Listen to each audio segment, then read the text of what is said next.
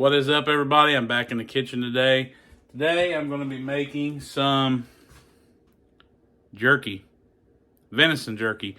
I got my deer back that I shot on video. Go check it out. I've got some seasoning here.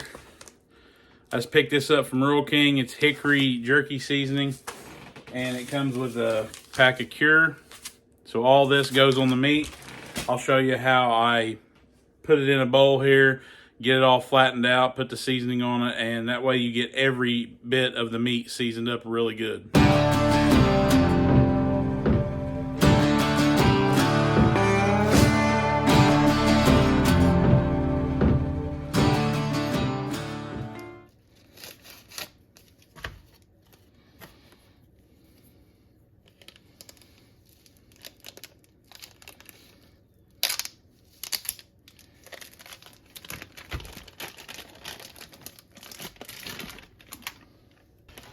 First thing you want to do is get it all mixed up. All right, this is 5 pounds of meat.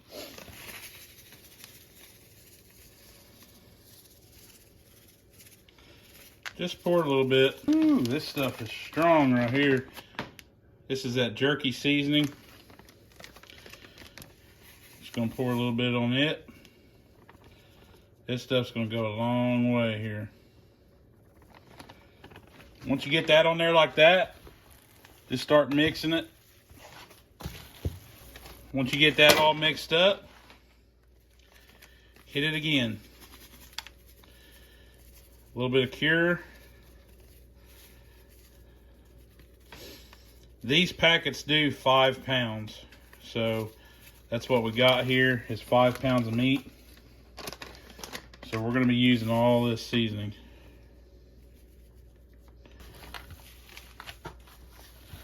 Just repeat the process.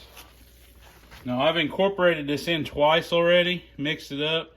Now we're gonna add 3/4 of a cup of cold water on the last couple spins here. That'll help get that seasoning mixed up really good.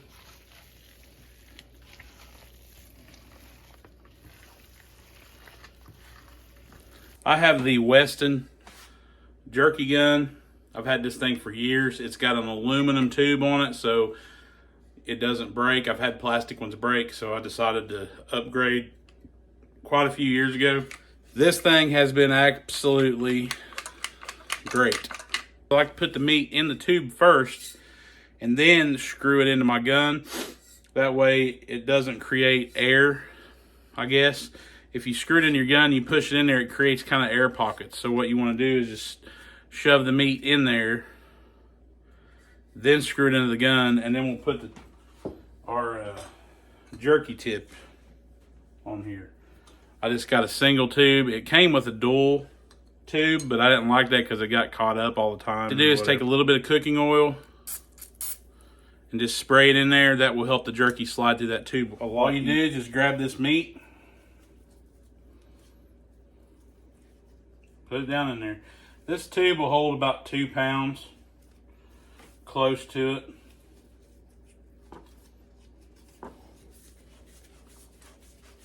Screw that in there. And you can adjust this tip however you want. All you gotta do is just loosen it up and twist it. But now, we're gonna throw it on the dehydrator tray. Start from the center and just go out to the edge. Then you can just turn, make strips like that. You get more on your trays.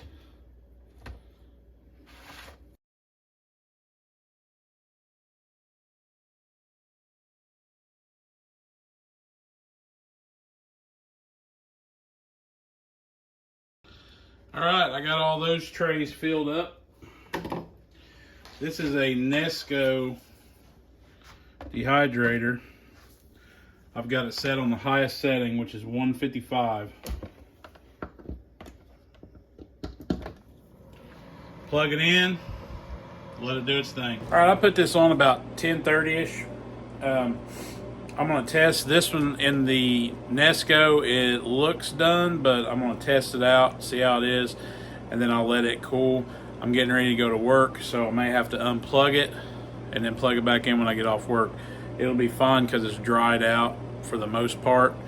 So, I mean, take another hour on this other dehydrator, but for now, I'm gonna test it out and see how it is. Just gonna pull this off of here. Man, it looks good. Texture feels good. Just grab this little piece here.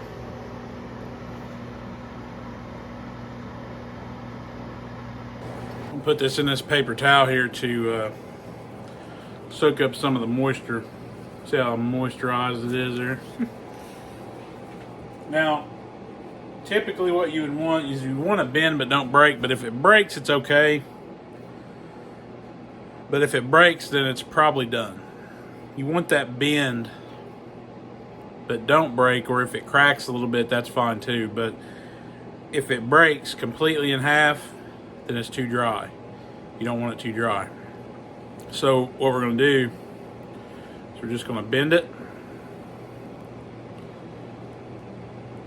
See how it's kind of breaking just a little bit, but it didn't break completely in half. It's still connected. That's what I'm looking for in this. So I would say the ones in this Nesco are done. This other dehydrator is going to take a little bit longer, so I'm going to have to unplug it because I got to go to work. But I'm going to pull the ones off the Nesco, put them on a plate here, let them cool a little bit before I got to go in and bag them up. But I just ripped that apart. You can see it's dried out inside of it. It's a really good looking piece of jerky. Kind of has a red tint to it where it's dried out. That's what you're looking for. So, that being said, Cooker's Reward, let's try this jerky out. See how those seasonings worked on it and the cures. And see what we got.